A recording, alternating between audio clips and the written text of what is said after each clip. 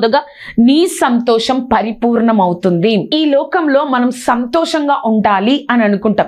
ఎంతో మంది ఆ యొక్క లాఫింగ్ థెరపీస్ అని ఉంటారు. ఎంతో మంది సంతోషంగా ఉండండి, స్ట్రెస్ తీసుకోవద్దు, ఎక్కువగా ఆలోచించొద్దు, ఎక్కువగా ఒత్తిడికి మీ యొక్క హృదయాలను మీ యొక్క ఆలోచనలు గురి చేయొద్దు అని చెప్తా ఉంటారు. సంతోషంగా ఉండండి. కానీ నువ్వు నేను దేవుణ్ణి వెంబడిస్తే మన సంతోషం పరిపూర్ణమవుతుందంట.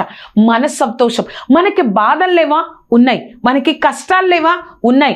నిజం చెప్పాలంటే దేవుణ్ణి నమ్ముకున్న వాళ్ళకన్నా మనకే ఎక్కువ కష్టాలు ఉన్నాయి, మనకే ఎక్కువ బాధలు ఉన్నాయి, మనకే ఎక్కువ కన్నీరు ఉంది.